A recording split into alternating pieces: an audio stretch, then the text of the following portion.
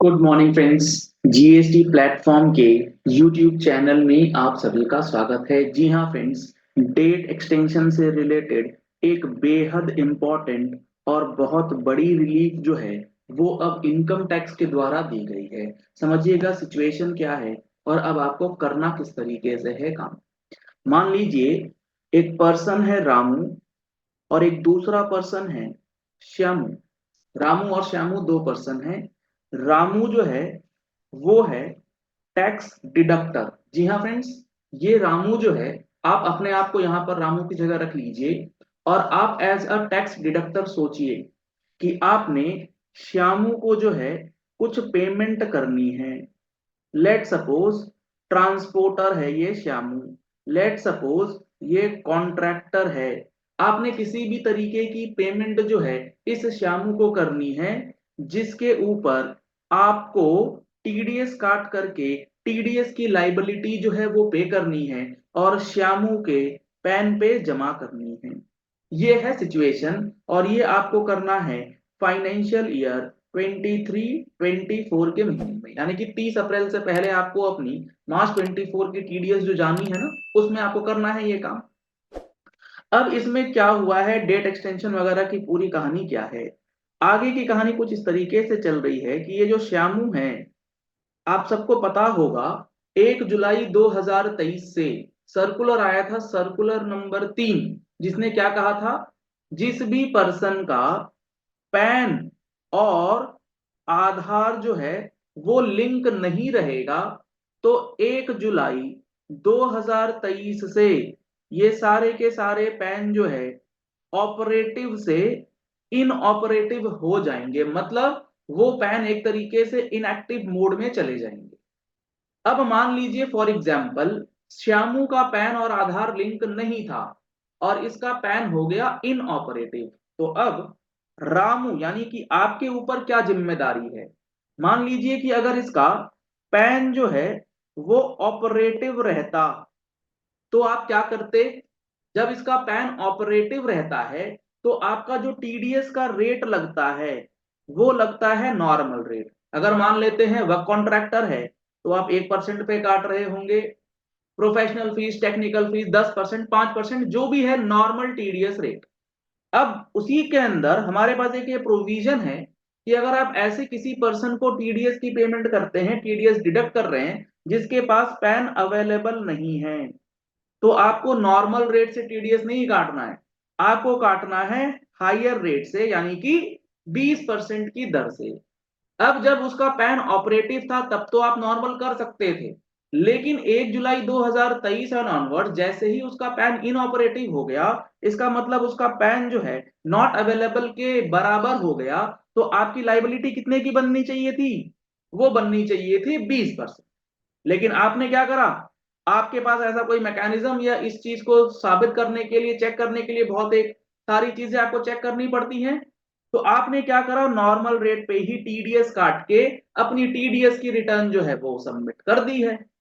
लेकिन सामने वाला जो डिडक्टी है, क्योंकि इसका पैन और आधार लिंक नहीं था, पैन इनऑपरेटिव हो चुका है 1 जुलाई 2023 से, तो अब आपके पास क्या आया, डिमांड। किस चीज का डिमांड, कि आपने 1% टीडीएस जमा किया जबकि आपको करना था 20%, एडिशनल 19% का टीडीएस जो है आपको और जमा करना पड़ेगा। तो ये हार्डशिप जो है डिडक्टर के सामने आ रही थी। तो अब इस सिचुएशन को देखते हुए गवर्नमेंट ने क्या कहा, गवर्नमेंट ने कहा कि भैया ये 1 जुलाई 2023 तक जो पैन इन ऑपरेटिव हम लोगों ने कर दिया था, लेकिन 31 मई 2024 तक अगर ये जो श्यामू है इसने अपना पैन और आधार लिंक कर लिया, जी हाँ फ्रेंड्स, 1 जुलाई 2023 से इनऑपरेटिव तो हो गया था, लेकिन अब इस डेट को एक्सटेंड एक तरीके से करके 31 मई 2024 तक की मोहलत श्यामू को दे दी गई है कि भैया तुम अपना पैन और आधार लिंक करा लो ऑन और बिफोर 31 मई 2024। जिससे क्या होगा, जो रामू है इसकी जो ये एडिशनल लाइबिलिटी बन रही थी वो नहीं बनेगी। देखिए इस सर्कुलर ने यही बात जो है वो लिख करके बताई है। इन्होंने यहाँ पर पूरी कहानी जो है पहले करी है, उस कहानी को मैंने अपने एक शॉर्ट तरीके से जो है समझाने का प्रयास किया है। तो अब इस सर्कुलर का जो मेन फोकस एरिया है वो क्या है? वो है कि several grievances have been received from the taxpayers that they are in receipt of the notices। आपके पास नोटिस आ गया किस चीज का? Intimating that they have committed default of short deduction or collection of TDS while carrying out the transactions where the PANs of the deductees or the collectees were inoperative। क्योंकि वो inoperative हो गया तो आपके पास शॉर्ट पेमेंट का notice आ गया 19% वाला। In such cases as the deduction और collection has not been made at a higher rate, क्योंकि आपको हायर रेट पे करना था, आपने वो करा नहीं। Demand have been raised by the department against the deductor while processing of TDS. ठीक सिचुएशन ये है। with a view to redressing the grievances faced by such deductors or collectors। तो ऐसे लोगों के लिए क्या होगा?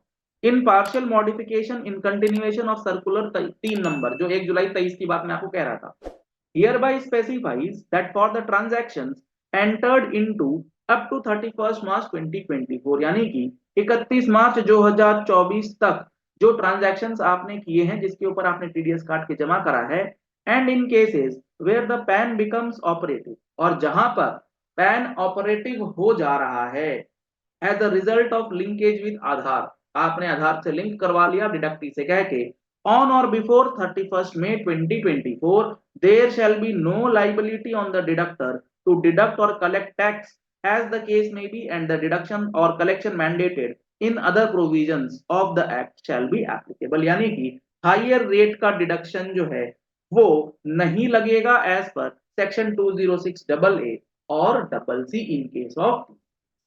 तो बहुत ही अच्छा ऑप्शन और ये बहुत ही रिक्वायर्ड एक्सटेंशन जो है 31 मई 2024 तक दिया गया है, जिसकी मदद से अब आप अपनी लाइबिलिटी को 31 मई 2024 या उससे पहले जो है वो खत्म कर सकते। तो आप ऐसे ही इंपॉर्टेंट अपडेट्स, एनालिसिस और जजमेंट्स के लिए हमारे यूट्यूब चैनल जीएसटी प्लेटफॉर्म को फॉलो कर लीजिए। अगर आपको वीडियोस पसंद आती हैं तो आप इस वीडियो को लाइक कीजिए और शेयर कीजिए, ताकि मैक्सिमम लोगों तक ऐसी इंफॉर्मेशन जो है वो पहुंच जाए। और जीएसटी का फुल कोर्स अगर करना चाहते हैं तो आप हमारे जीएसटी के फुल कोर्स के अंदर, जिसमें 180 घंटे से ज्यादा की क्लासेस आपको प्रोवाइड की जा रही हैं, उसको एनरोल करा सकते हैं।